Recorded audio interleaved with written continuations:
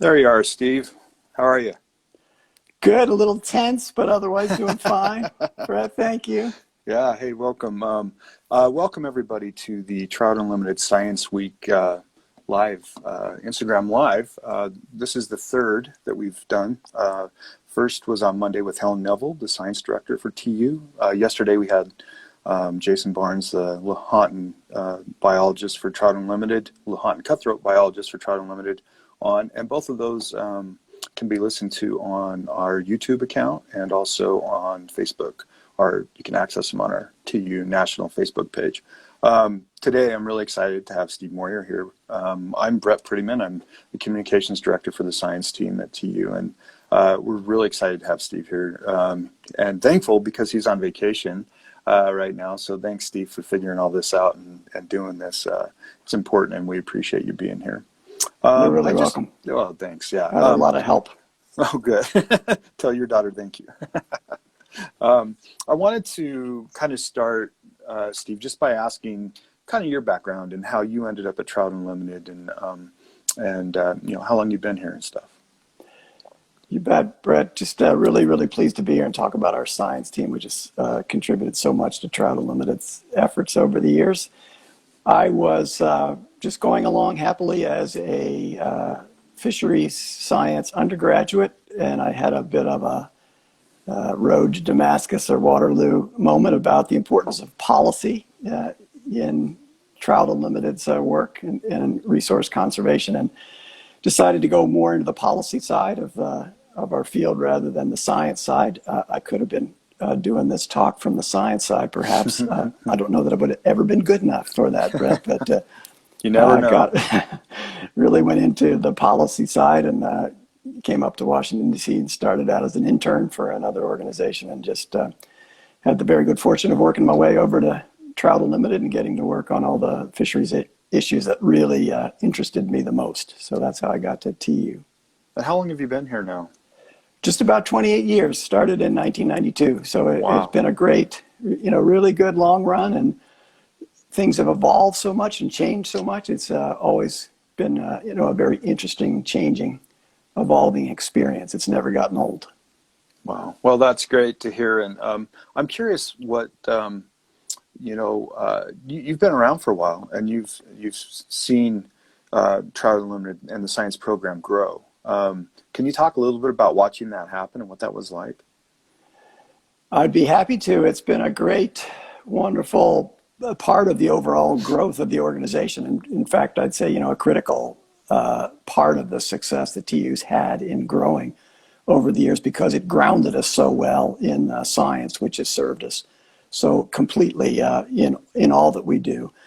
It really started with Jack Williams, who was a preeminent native trout and salmon biologist in the West.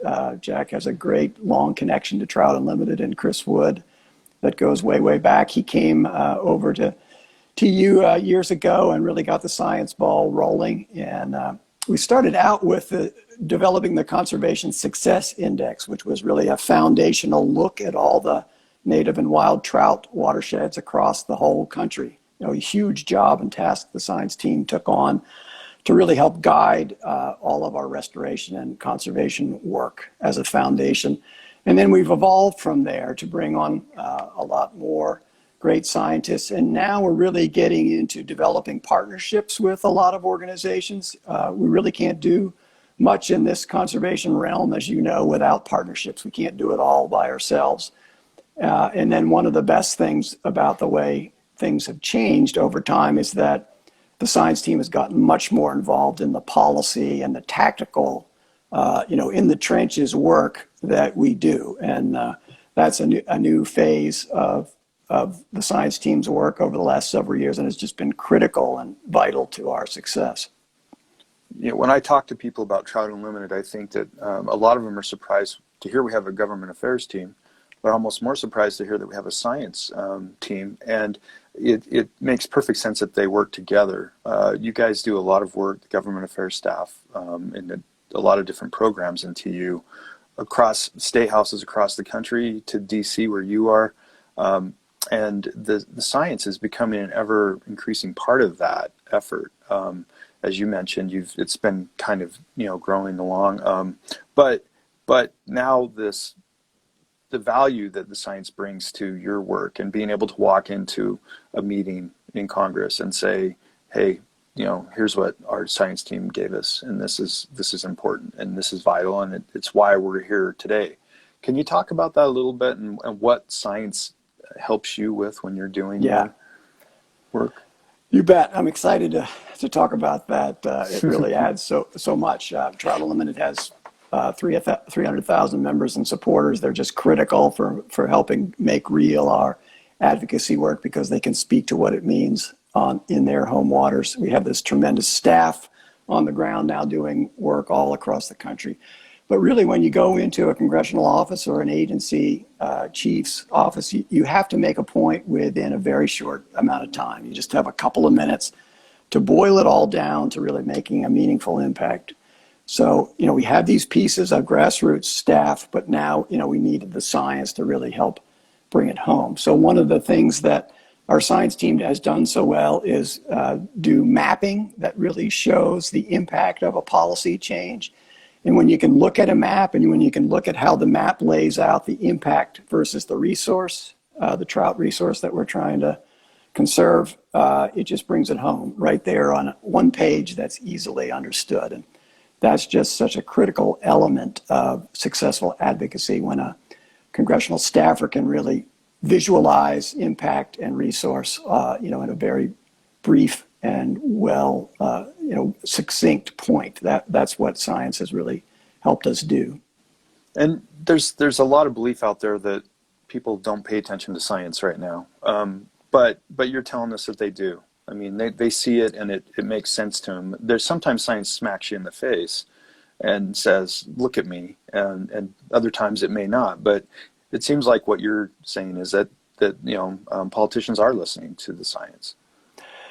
Yeah, you're right, Brett. I've thought deeply about the bind that science is in now because of polarization of policies. But really, it's about facts. It's about truth. And honestly, I think that's what everybody is trying to find in divisiveness. And what does it really mean to me on the ground, to my local waters? Right. That's what this science is so good at bringing forth and making understandable, where it would be otherwise foggy and prone to being pulled apart from either side's perspective.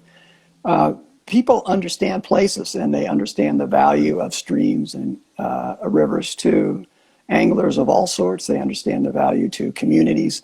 So that's what the science is showing is what happens. If we can look out into the future to what the policy implications mean from a decision, think about what it means to that resource, which we know people love, and think about what the impact will be to that resource, then voila, you've really got a secret sauce that is well understood and makes things understandable.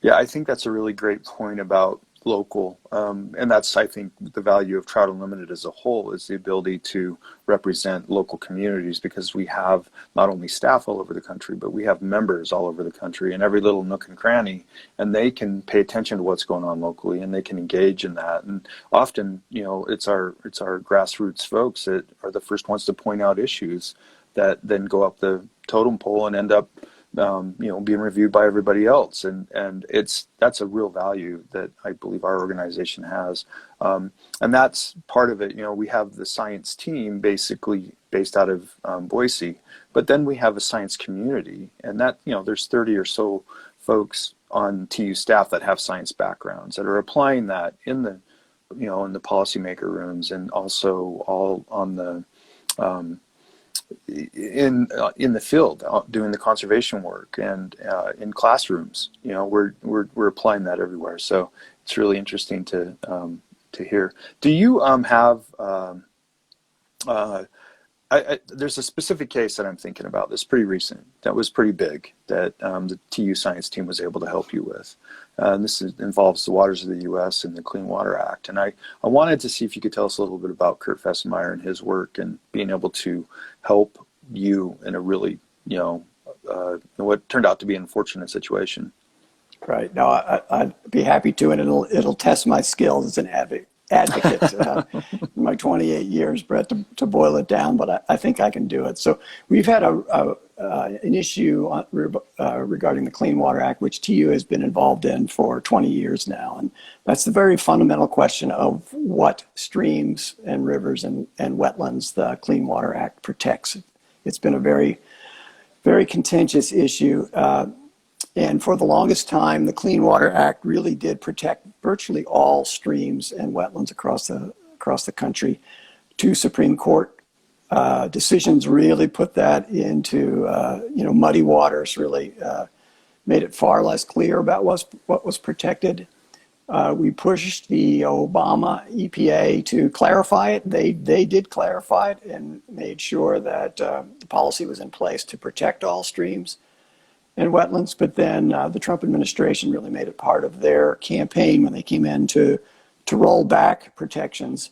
And so they did pass a rule, put in place a rule which rolled back protections for more than half of the nation's stream miles by eliminating protection for what are called ephemeral streams. These are the smallest of the headwater streams, which sustain all of our trout waters and bigger rivers and bays down below in the watershed. So what Kirk and the science team did really was show what streams would be lost in terms of protection from the Clean Water Act by the change in policy. And it was really remarkable because the EPA said it couldn't be done, that these streams weren't mapped, so therefore they really weren't there and weren't worth protecting. Kurt and team stepped up. They did the work.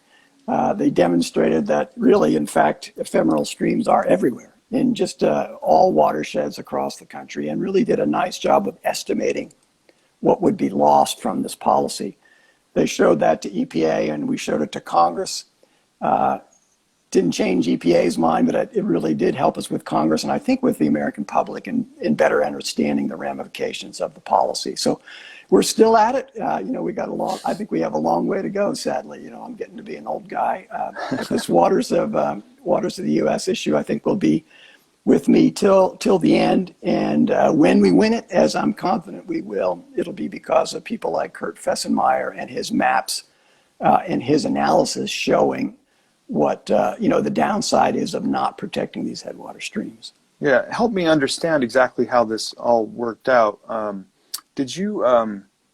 So basically, as I understand it, the EPA kind of said, that we don't have the ability to map ephemeral streams in the U.S. And basically, Kurt said, we can do it. We kind of thought this might come up, so we're going to get ahead of it, and here it is, basically.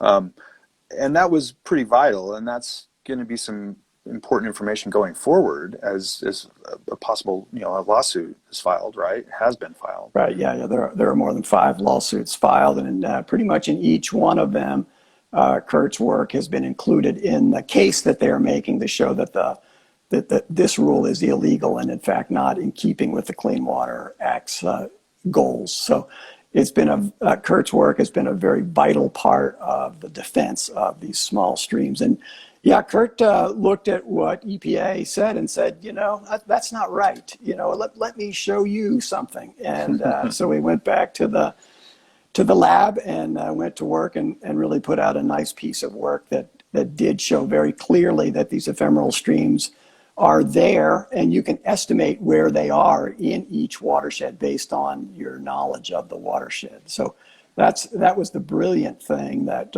Kurt did to help us really understand the impacts of the EPA's rollback of the Clean Water Act.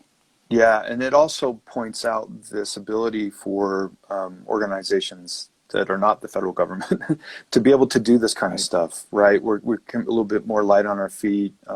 We can respond to things a little quicker, maybe, and help other groups that have the same thoughts we do and trying to pursue these things, help each other out. And as you mentioned, we do collaborate quite a bit with our science.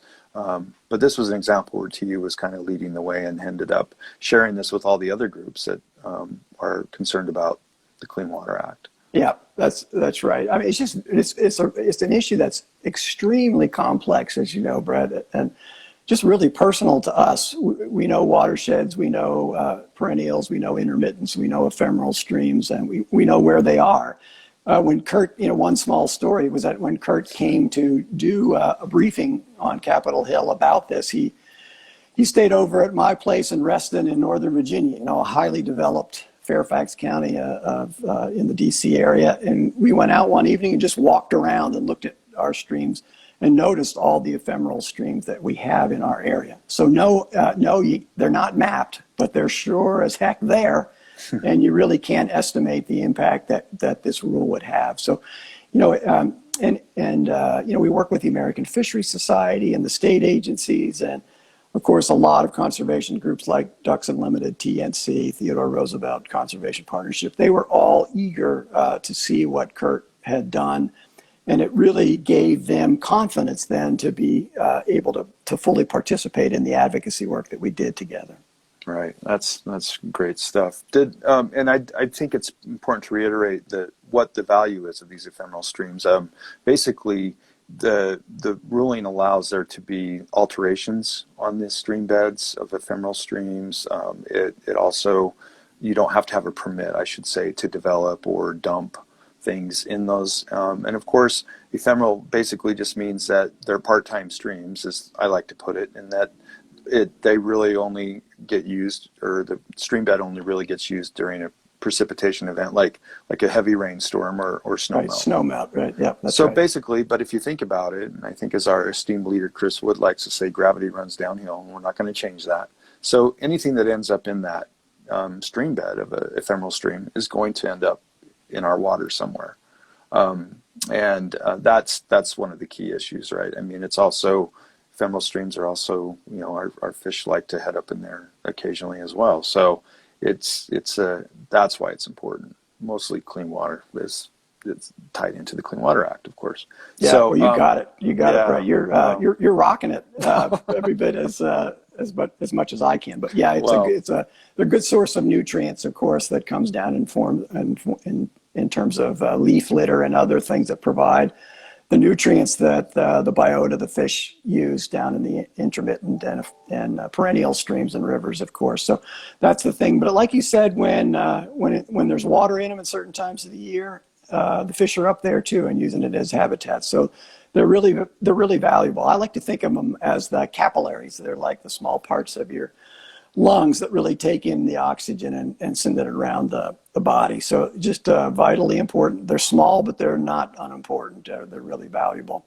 Right. So yes, if you want to build a pipeline, 1,000-mile pipeline across the mountains in West Virginia and Virginia, you gotta get a permit if you are building your pipeline across streams that are within the protection of the Clean Water Act. But if they're not in the protection of the Clean Water Act, then you don't have to worry about them. And that's the fundamental problem. And one of the things that Kurt's maps did beautifully was show where all the streams were crossed in a pipeline that was being built in Virginia. So, again, there you could see all the little dots where the streams were being crossed. And if you didn't have Clean Water Act protection for those streams, you wouldn't have real protection for them, and oil that you might be running through the pipeline or whatever it is you're running through the pipeline could spill into those streams, and it wouldn't be a Clean Water Act violation. So, that's exactly the reason why the mapping and the science was so valuable, because you could see a complex situation in a very understandable way.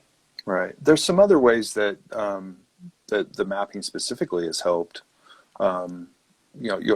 Work around the country, policy work around the country, and critical minerals is a campaign that Trout Unlimited has started working on to identify the places where those are. We have some mapping technology that's available on our website. It's a campaign. We have the speculative leasing effort that's out there to determine places that are really low value, low potential areas that really shouldn't be considered for any kind of development, because they're probably not going to find anything anyway. And these are tools that our staff use when they're in those courthouse or in the state houses and working with politicians to understand these issues.